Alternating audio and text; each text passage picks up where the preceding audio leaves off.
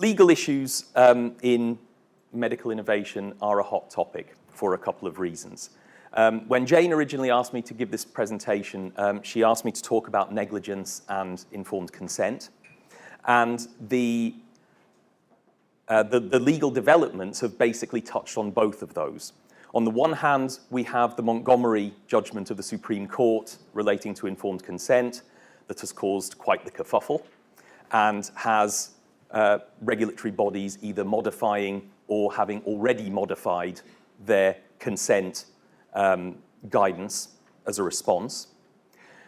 But we've also had, here and in the US, attempts at legislative development that seek to sideline the law of negligence. Right to try laws in the US have successfully been introduced in several states, and a few weeks ago, the House of Representatives passed a federal right to try bill. And here in the UK, well, unsuccessfully, Lord Saatchi tried to pass his medical innovation bill. In both cases, the patient is essentially provided with a bargain. They get access to, or it is claimed that they get access to, innovative treatment, but they have to sign away their right to sue as the quid pro quo. So what I'm going to do today is I'm going to talk about negligence, and because I'm an academic lawyer rather than a practicing lawyer, I will not even invoice you. So I'm going to talk about negligence very quickly, just a brief guide to negligence. Then I'm going to move on to right to try and the medical innovation bill before moving on to Montgomery and informed consent, because the net effect of removing the right of the patient to sue in negligence is to make informed consent the primary means of redress that a patient would have if they are dissatisfied afterwards. Okay, so negligence has three parts. A doctor must owe a patient a duty of care, and as surgeons, you owe your patients a duty of care. That's non-controversial. That duty must have been breached. In other words, you must have fallen below the standard of care required by law. That's the oops part. And then finally, the breach of duty must have caused the harm that the patient has suffered. The key part of that is breach of duty. And when assessing whether a doctor's conduct has fallen below the standard of care, the court will undertake a two-step process. First, the famous Bolam test. A doctor is not guilty of negligence if, and I'm quoting here, so this is why I'm using he rather than she, a doctor is not guilty of negligence if he's acted in accordance with a practice accepted as proper by a responsible body of medical opinion. Bolam asks, is there a body of medical opinion that might have done as the defendant doctor did? Now,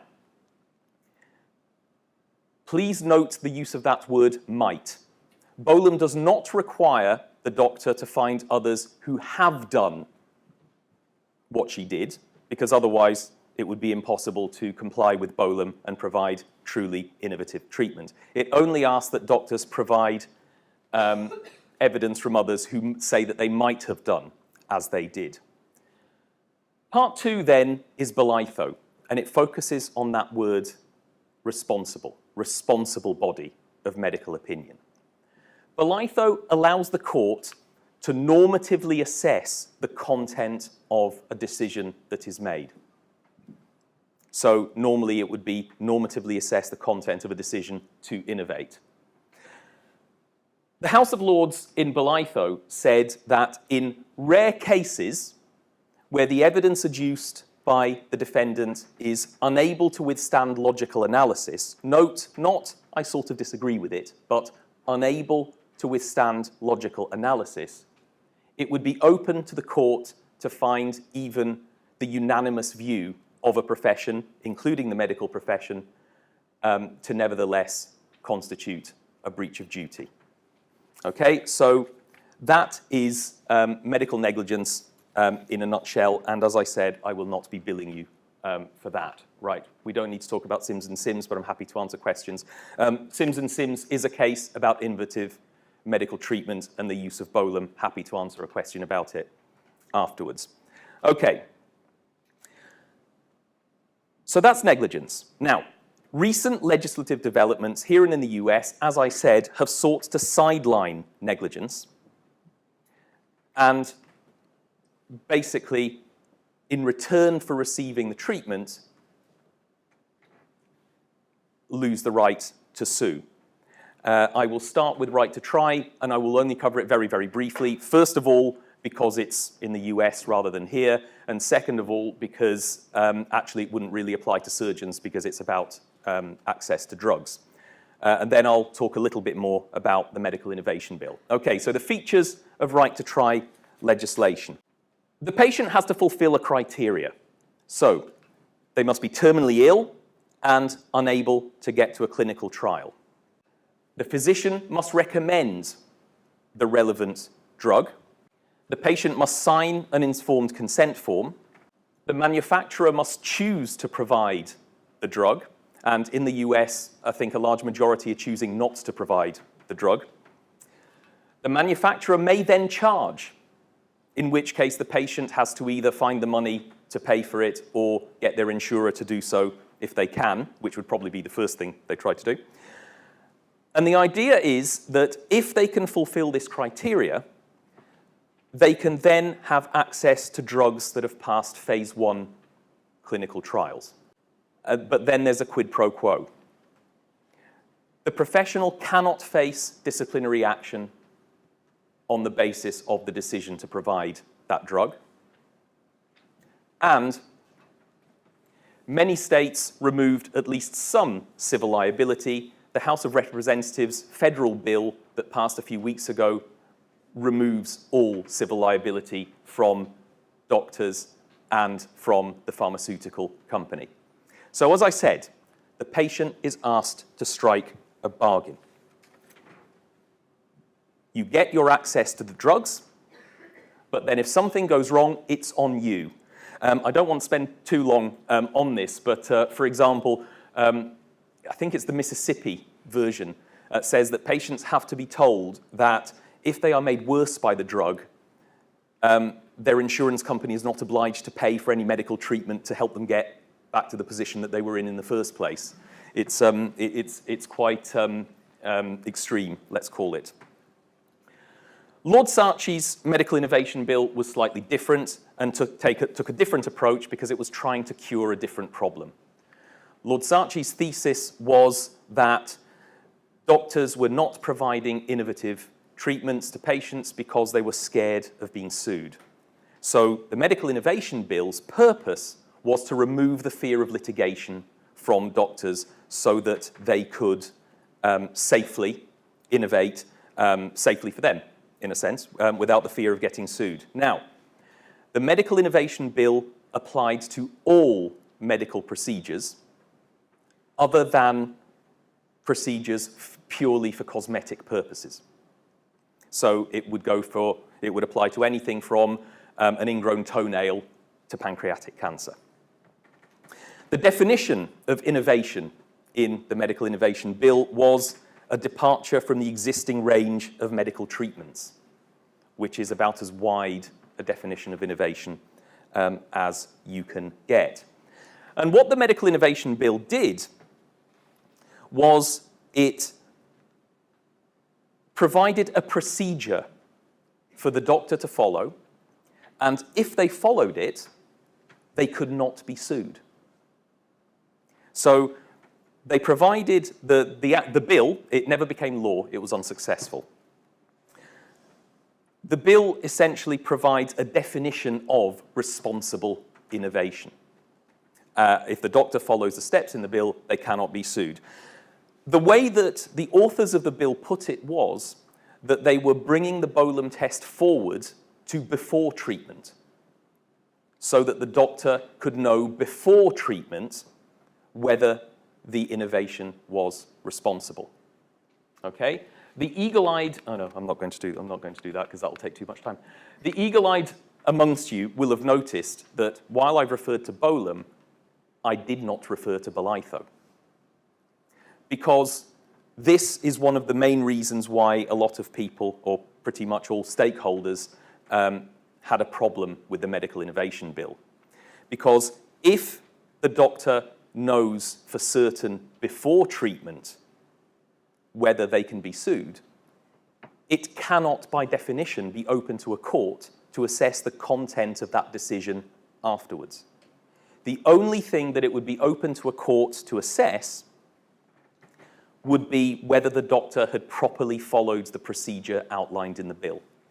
So, what is this procedure? The doctor must consult at least one appropriately qualified colleague, and appropriately qualified was defined as a person with appropriate qualifications and experience. And consult meant obtain the views and take full account of those views.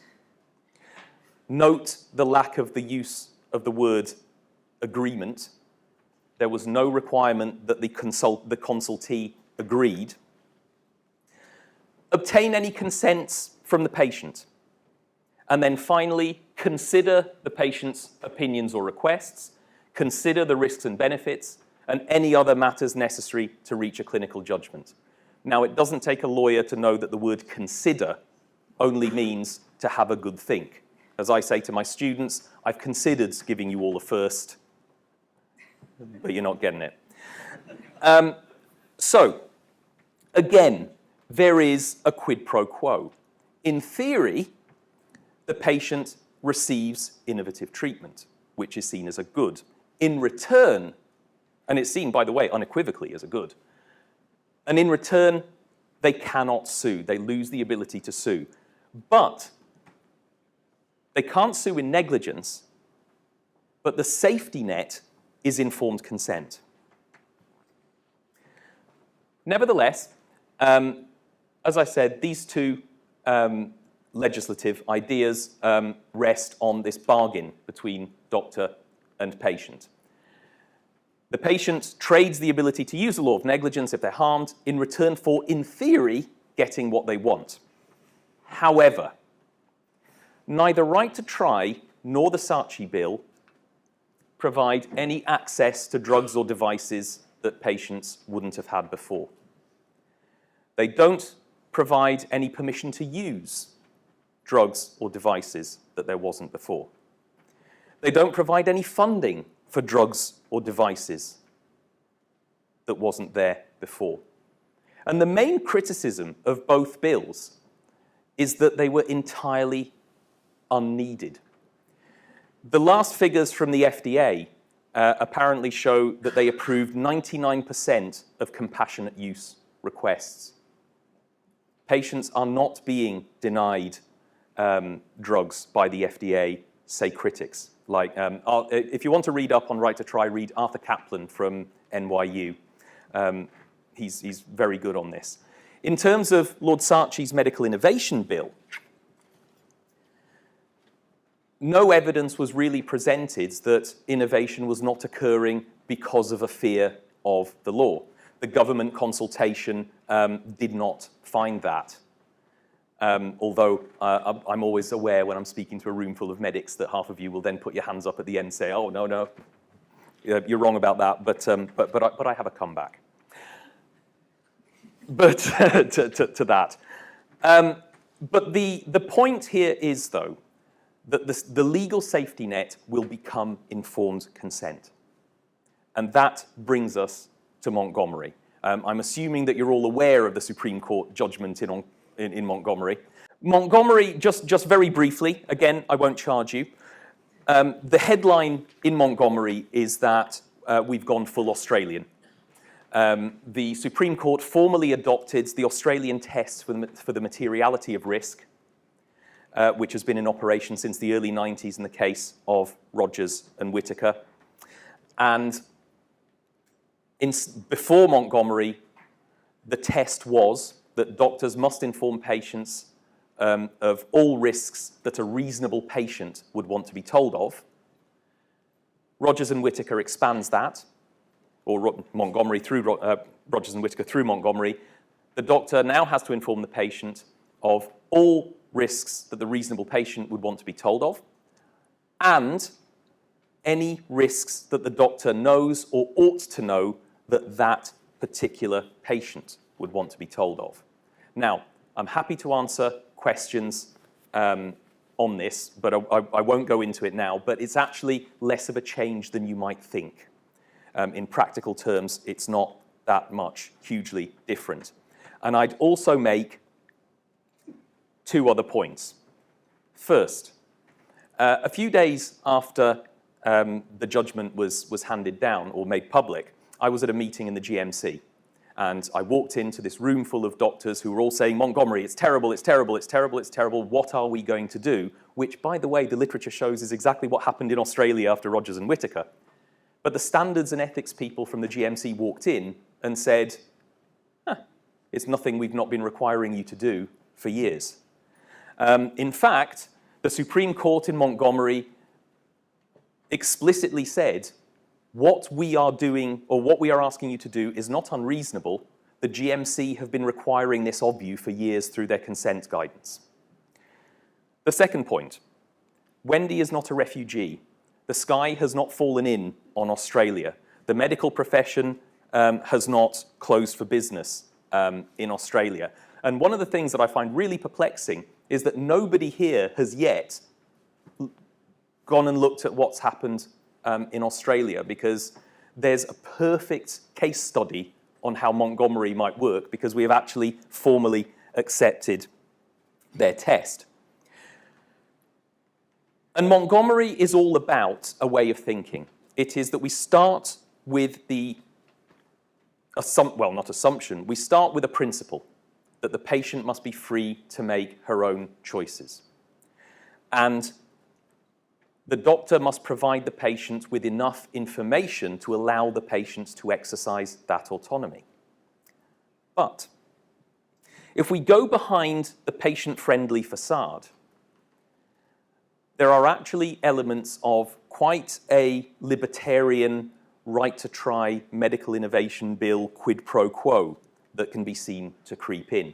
Look at these quotes from Lords Reed and Kerr.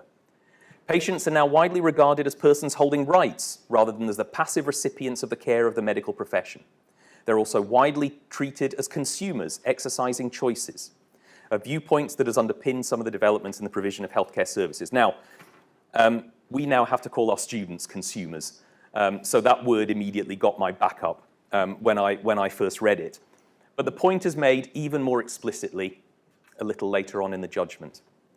The social and legal developments that we've mentioned point away from a model of the relationship between doctor and patient based upon medical paternalism.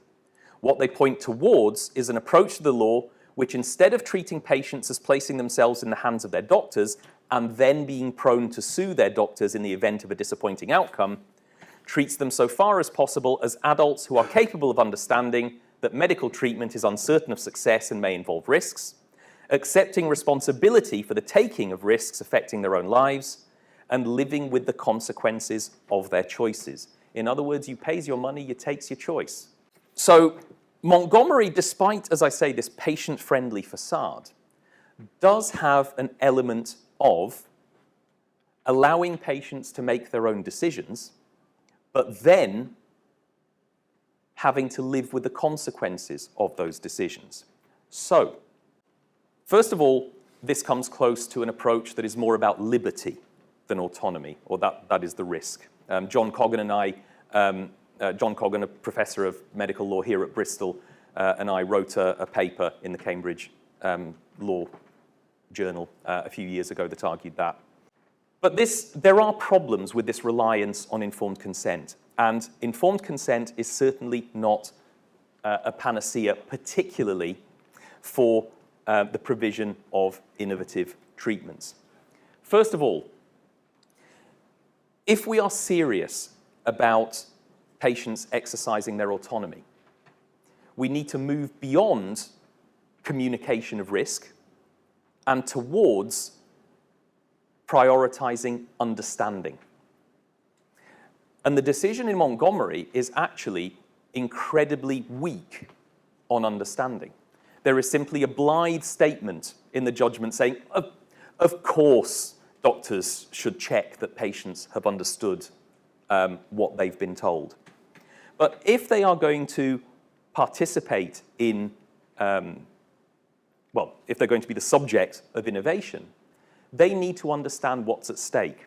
And what Rebecca Dresser has argued in the context of right to try, she's a US academic who's been very prominent in that debate, is that the debate around right to try hasn't clarified matters, it's actually distorted the flow of information.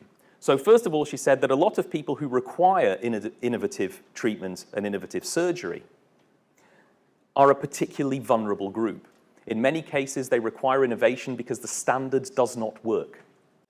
Legal academic Alistair MacLean warns that we shouldn't abandon patients to their decisions, and if they're vulnerable, we risk doing that. Second of all, she noted that the voices in the debate distorted understanding because the debate focused on innovations that worked, and that patients had the impression all too often that when a doctor says innovation, they mean that you're getting tomorrow's treatment today.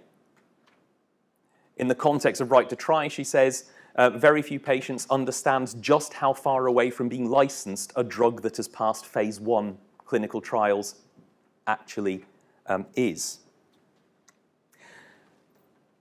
And of course, the same can be said of the Medical Innovation Bill. And finally, the law needs to protect patients from quacks and charlatans. The Medical Innovation Bill's idea that if I were a doctor, and I'm sure that you're all very happy that I'm not, that if I were a medic, I could simply consult someone and then have a jolly good think and then provide innovative treatment safe in the knowledge that I can't be sued. The courts aren't really going to stand for that. And what would happen is, if I were a clever barrister, and I'm not, I'm an academic lawyer, if I were a clever barrister, I'd be thinking, hang on, I can use informed consent. I can say, well, maybe that patient didn't quite understand all of the issues.